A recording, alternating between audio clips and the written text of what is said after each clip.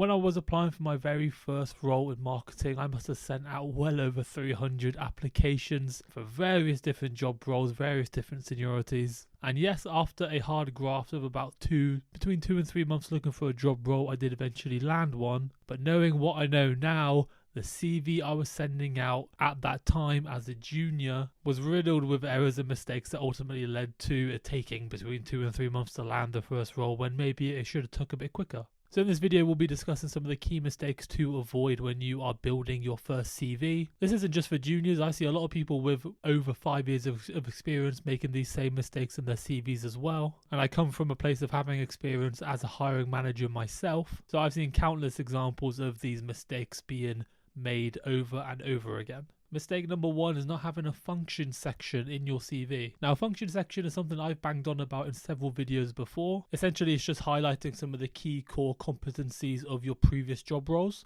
as functions in your CV. So let's say, for example, you've had experience as a graphic designer for a marketing agency, let's say, but you specialize in 3D animation and motion graphics. You may not have enough space in the typical employment section in your CV to highlight the key competencies and successes you've had in those specific functions of 3D animation and motion graphics. And because in a CV we do have limited space available, we don't want to be waffling on too much and diminishing other aspects of the employment section. That's why I love to see people having a function section to list out these key core functions of previous job roles and talk about how they were successful and to show off relevant experience for the job role listed. Now, you don't always need a function section in your CV, especially if your employment section is quite strong already. However, if you are a new graduate or junior with not much employment history, then this would be a fantastic place to list personal projects or freelance work that you may have completed that isn't really on the same level as something like full-time employment. But if that personal or freelance work is relevant to the job posting that you're applying for, then it's definitely well worth showing that off to the hiring manager to give them an even more in-depth look of you as a professional. Mistake number 2, which is so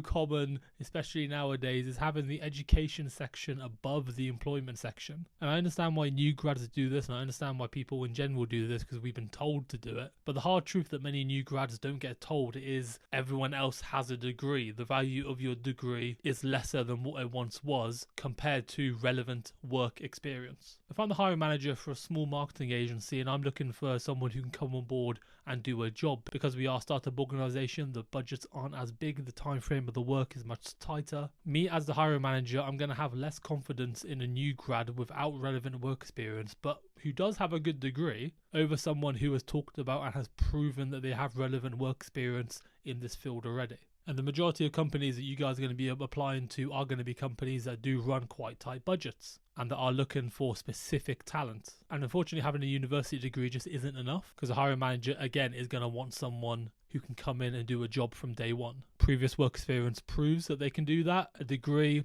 less so. It is something I find quite upsetting because, most university students, they spend between 3 and 4 years to get their degree. But when it comes to them applying for new grad and junior positions, they're fighting hundreds of other people with the exact same degree, which over time proves the degree to be a bit worthless. I have found personally that since I've had my employment section over my education section, I'm being invited to many more interviews, and the conversation is more about the work experience than my educational background. And I can leverage past influence that I've had on a business and talk about past projects, etc., with the hiring manager that they know hold a true value in a business work sense versus talking theory, etc., that comes with a uni degree. I think there is a demand and supply issue with university degrees. The demand is rock bottom at the minute simply because it seems like everyone has a university degree. And there seems to be moments in history where employers favour degrees or favour work experience. And I do truly believe we are in an era of hiring managers and companies valuing work experience highly over formal education.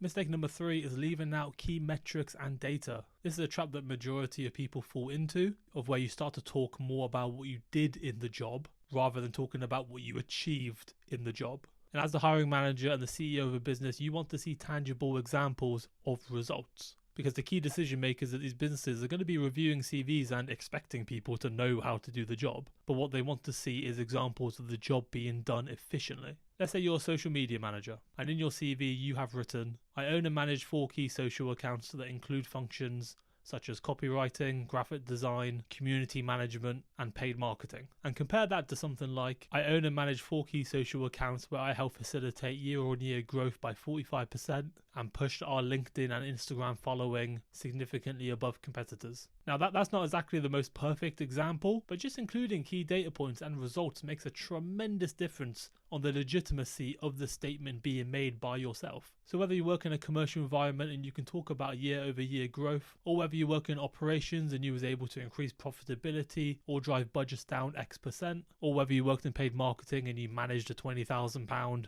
Facebook ads budget and returned £120,000. It's the moment you start to implement figures and talk about real world results that perks up the ears of the key decision makers and entices them to want to talk to you in person more about those successes and how you could replicate those successes for their business.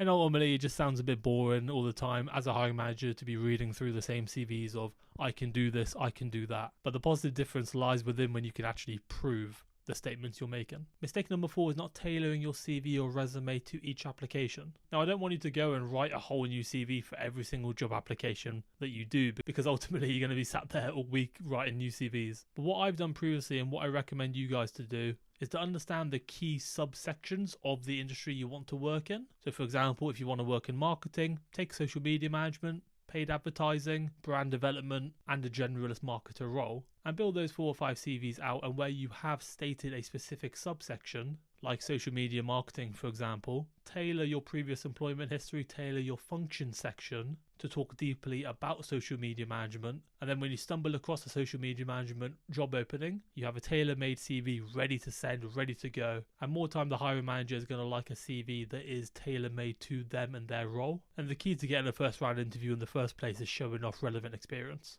So if you're talking about past employment roles and always mentioning social media management and the positive results you drove through social, then there's a lot more legitimacy surrounding you, your professional background, and the CV you sent, and then they'll be more likely to send you through to a first round interview. Again, I'm not telling you to make 24 different CVs for each individual company, but take the specific functions of the job role and build a CV around that specific function, tailor-made for the company. Now, the final mistake I really want you guys to avoid is forgetting the final touches. Obviously, grammatical, spelling, proper usage of sentences, etc. have to be present in any CV for any job role, any level. But it's proper utilization of different templates, understanding who you're sending the CV to and what language and what design you're using in your CV, and understanding if it complements the role you're applying for. Because let's say, for example, you're applying for an investment banking role and you have an overly designed, really colourful CV. It's not really fit for purpose, and it might stand out and you might get a couple extra seconds of the hiring manager looking at it, but ultimately most hiring managers, I think, are going to take that as a bit of a red flag of you and your personality not being the correct fit for said company.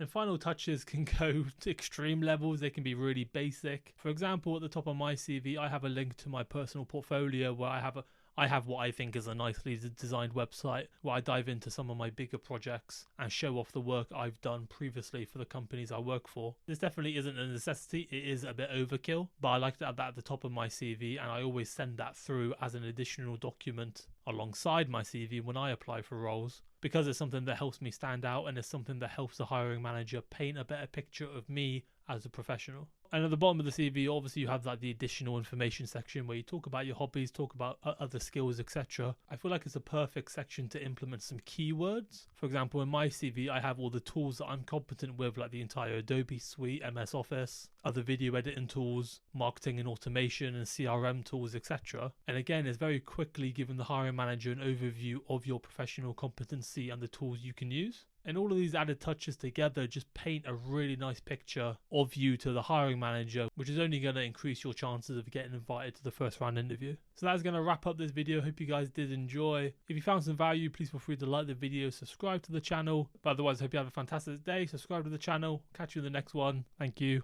Bye-bye.